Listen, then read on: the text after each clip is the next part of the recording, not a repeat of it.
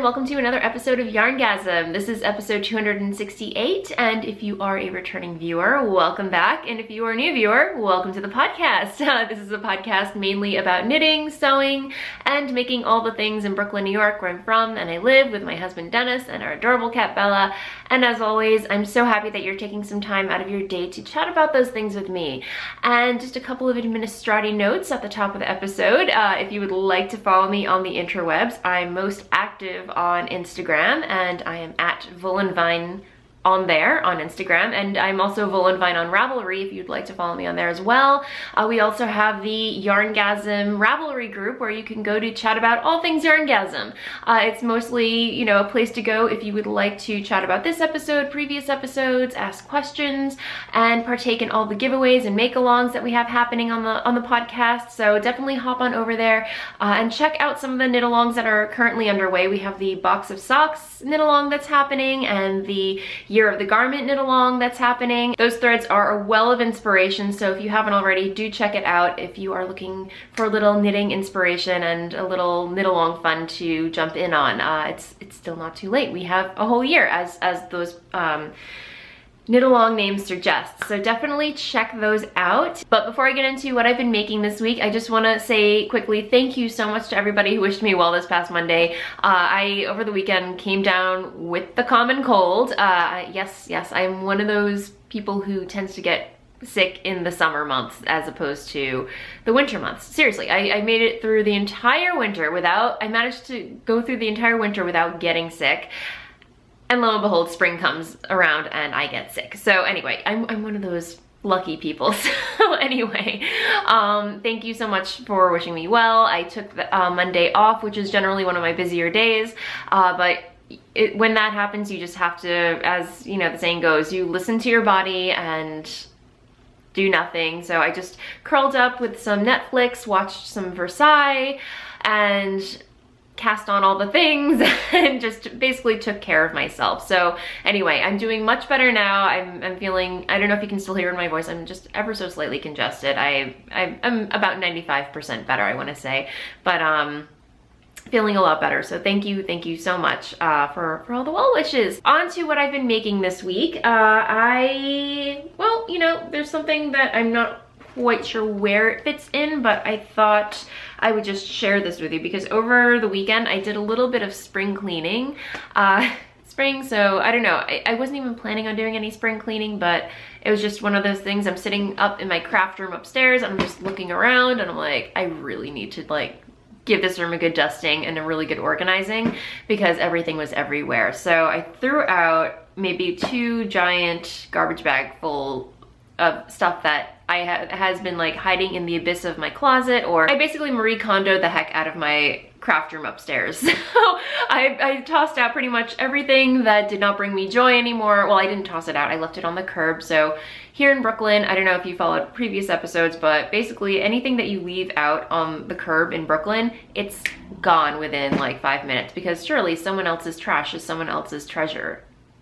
That's one of the things I love about Brooklyn. But anyway, that's neither here nor there. I decided it was high time for me to organize my circular needles because it was getting a little bit out of hand. So this is nothing new, or the idea is nothing new, but I got one of these fancy schmancy accordion filing folders. Is that what you can call it? Like an accordion filing case folder thing-a-majig from Amazon. Super basic, super simple, and I believe, yeah, again, this is not a new idea. You can find a lot of these on Pinterest, like ideas for organizing your circular needles, but I thought it was genius, and I've been wanting to do this for a while, but yeah, I labeled all the needle sizes according to US and metrics. I organized them all the way as many needle sizes as I could, all the way from US size 1, 2.25 millimeter, all the way up to US 10.5, 6.5 millimeter needles. So Mischief managed, guys. I'm so happy that I finally got around to doing this. What I was doing before is I actually had a binder with, it did its job, but it wasn't as neat and compact as this. I basically had a 3-ring binder, and I got those clear plastic sheet inserts that you can slip paper into, if that makes any sense. And I was curling up my knitting needles, coiling them and slipping them in there, but they just kept falling out, and it really wasn't efficient, if that makes any sense. So anyway, this thing is amazing. Highly recommend this system if you are looking to manage your circular knitting needles. I might just go a little crazy in decorating it. I don't know, because it's black. It's black. So yeah, that I thought I would share with you how I started organizing my circular knitting needles, and I hope that inspires you to organize your own if they are kind of all crazy and everywhere. But hey, if you like to decorate with circular knitting needles, by all means, go for it. So as for what I've been making this week, I have no finished objects to share with you, unfortunately, but I do have some works in progress that I am currently working on. And yeah, if you have been following the podcast or my Instagram feed, you might be aware that I dyed up kits for the Curious Handmade Impressionists Mystery Knit Along that's currently going on. And Helen Stewart, who is the mastermind, amazing, talented designer behind Curious Handmade, you know, while we were talking about the collaboration, I told her I didn't want to see any sneak peeks about the pattern. I wanted to be totally surprised because I want to partake in the fun and be a part of the mystery knit along. So I dyed yarn for a shawl. I have no idea what it looks like, but that's the whole fun of a mystery knit along, if you're not familiar. And yeah, again, if you're not familiar, when you purchase a mystery knit along pattern, such as the Impressionists Mystery Knit Along, the designer has designed a pattern. However, no one knows what it looks like, but every week they will release one clue. So you knit along. You finish one clue, then the next clue is released and you knit that clue, and by the end of about maybe 4 or 5 weeks, you have a finished shawl. So mystery knit alongs are definitely geared towards people who love a good surprise, love a mystery, and you know, like taking risks. I will say I am not one of those people generally, but I know that I really enjoy Helen Stewart's patterns. I know her aesthetic, and I really enjoy it. So I partook in her mystery knit along last year and really loved the end result. So I'm very excited to see how this one is going to turn out. So I'm going to show you what I have so far, but if you don't want to ruin the surprise, I will, you know, just look away. I won't even talk about the actual look of the pattern. I'm just going to show it to you and talk about the colors that I'm using. So look away now, and I will let you know when you can look back. But here's what I have so far. Are you ready? Okay, I'm going to show it. All right. So here is what I have so far of the Impressionists Mystery Knit Along. I completed clue 1 and I just began clue 2, and here is where I am. And color A up here is my Solstice colorway, and this mauvey speckled pink is my Curious colorway, and then this purplish navy blue down here is Thaw. And I really love the way, again, like the way that these are playing together. They're all dyed on my Nouveau base, which is 100% superwash merino single ply. And yeah, it's just very mindless potato chippy knitting so far. It's, you know, just very relaxing, very soothing to work on. I definitely worked on this while I wasn't feeling so well on Monday, and yeah, it was a lifesaver basically. Just, you know, knit, very simple motifs and everything. So you've seen where I am right now. I'm putting it away, so those of you who don't want any spoilers can turn your heads back to the screen if you're so inclined. And I will say, I do get a lot of questions about using single ply yarns. People want to know what's so great about it, because I know there's a lot of people who have like a love-hate relationship with merino single ply yarn. I like it because the fabric that it knits up as, it has just a very light and airy hand to it, and it has kind of almost like a subtle halo to it, and it's really beautiful. I really enjoy working with it, and it also takes dye really well. There's just something so, I don't know, delicate about it, if that makes any sense. But yeah, I really enjoy working with it. The only thing that I will say about knitting with single ply merino yarn, especially for garments, is that it has a tendency to pill.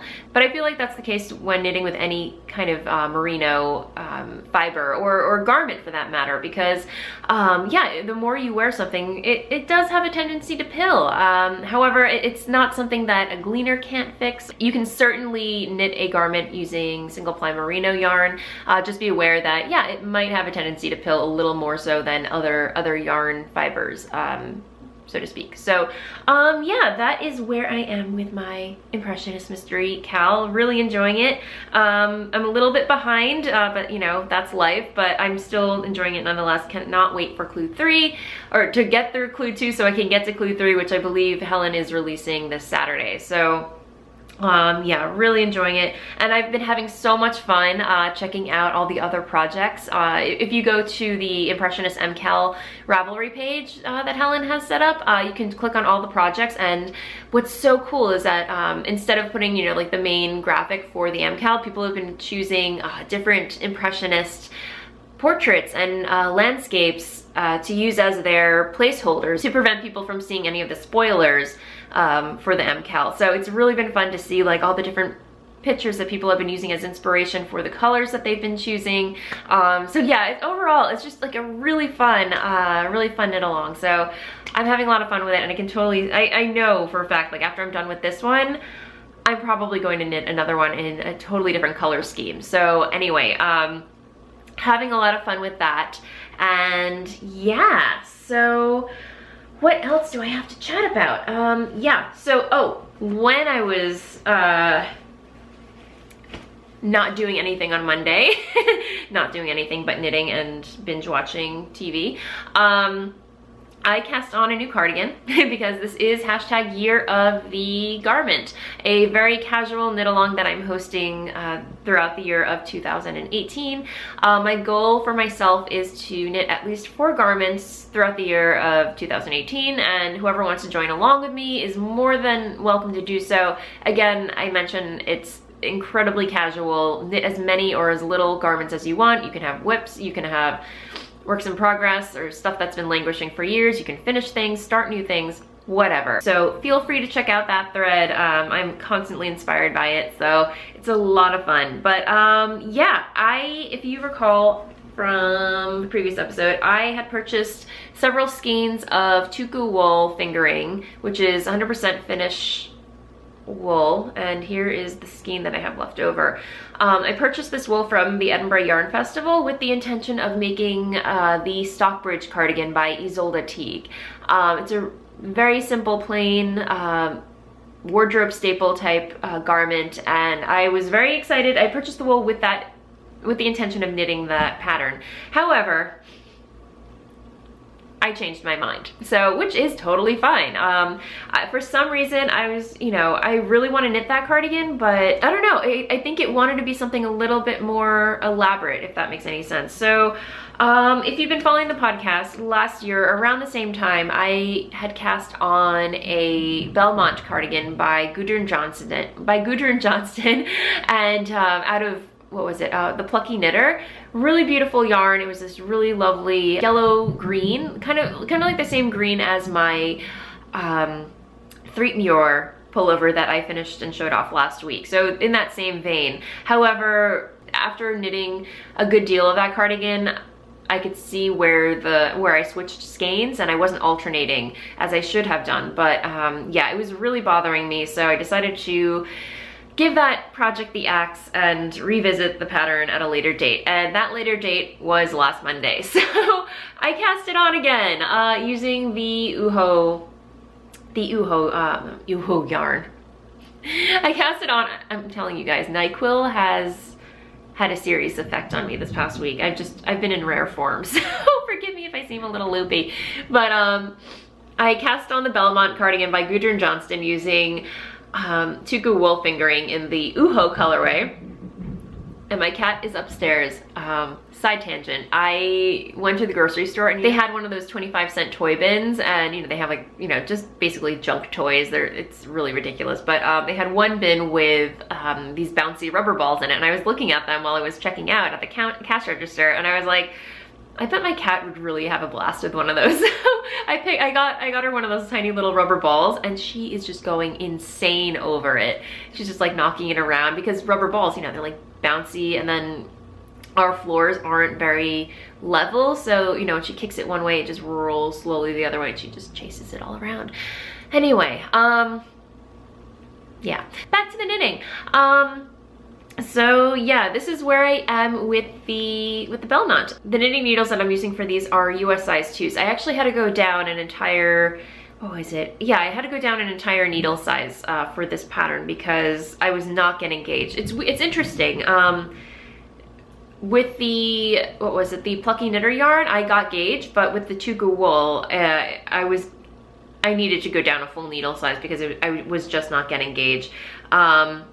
But yeah, the US size 2s did it, and yeah, it's just basically been ribbing back and forth, back and forth. I will say that the pattern calls for twisted rib. I was not going to torture myself with that, so yeah, I just did basic plain knit 2, purl 2, knit 2, purl 2.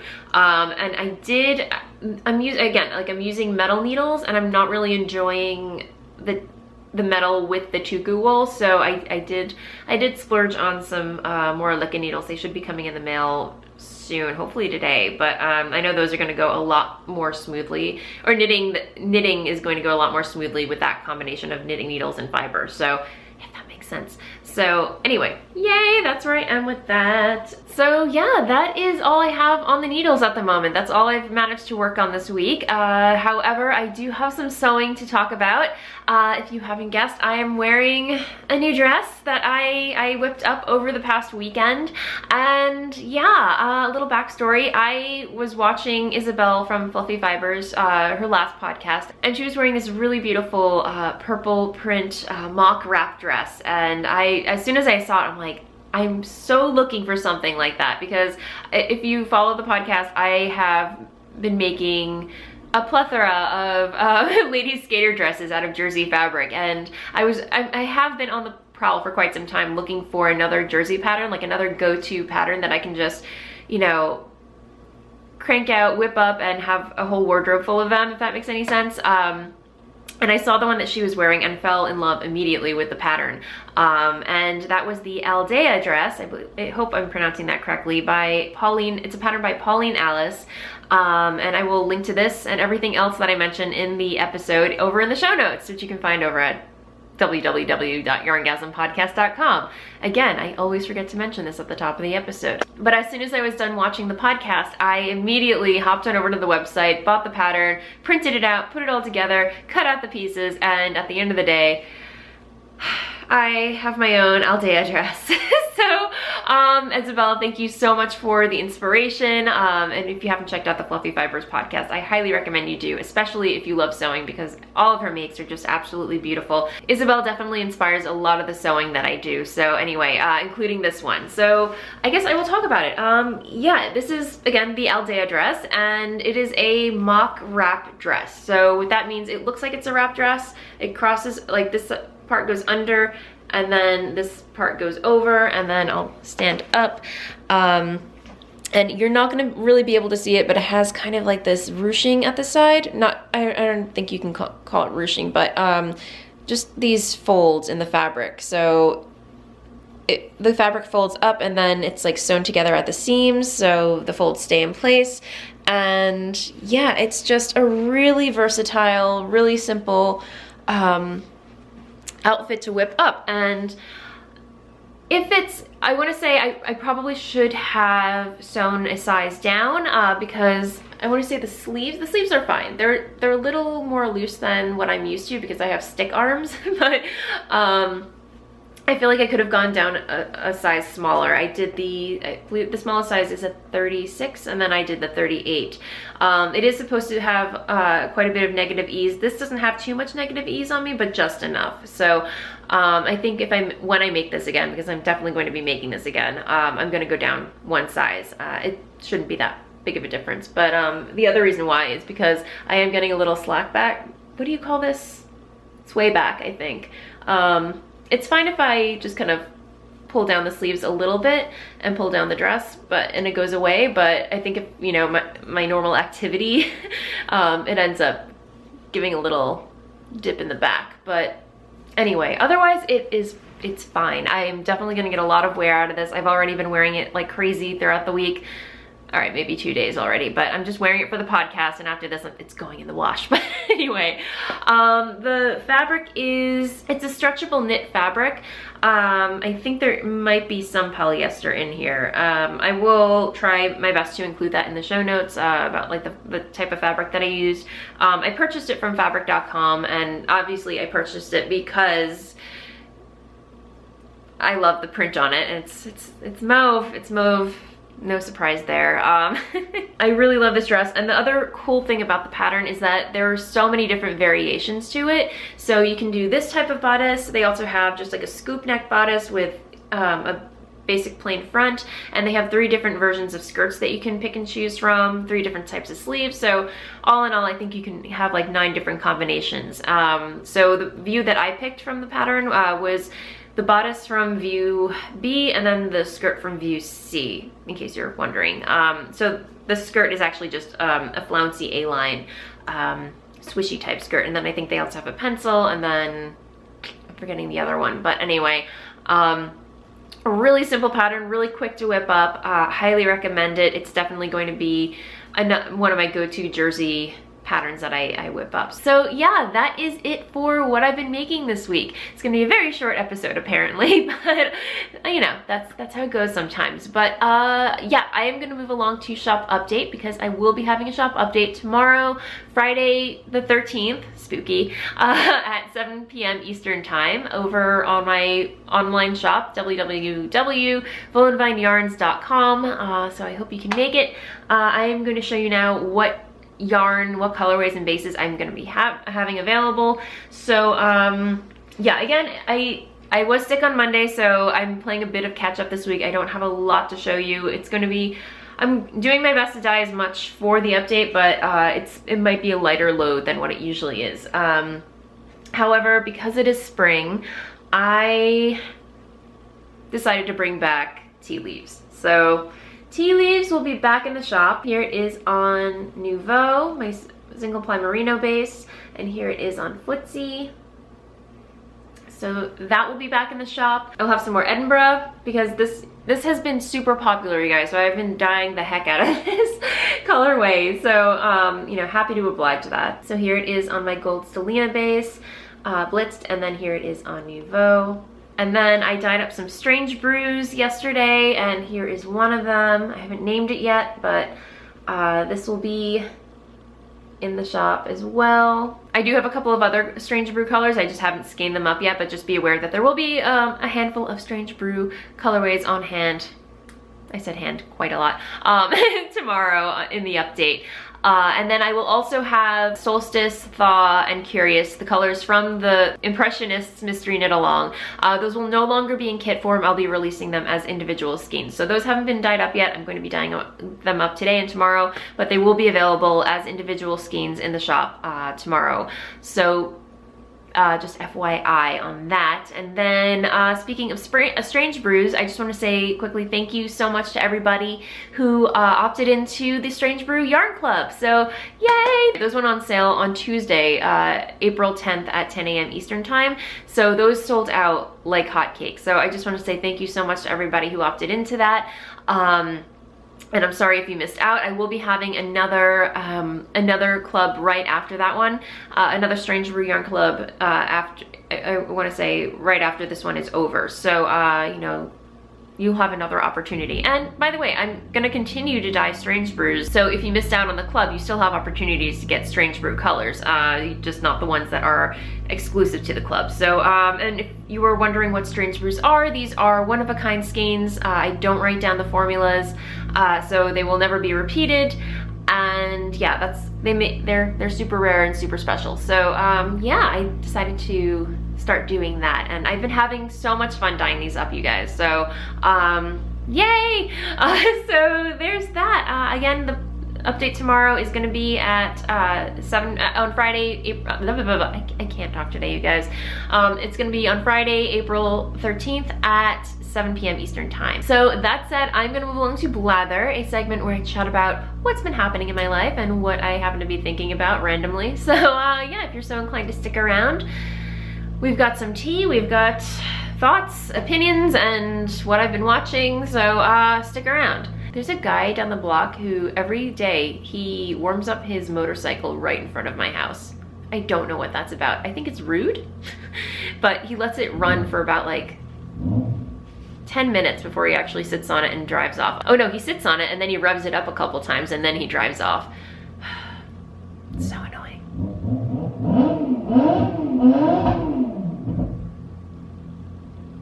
Are you done? Okay.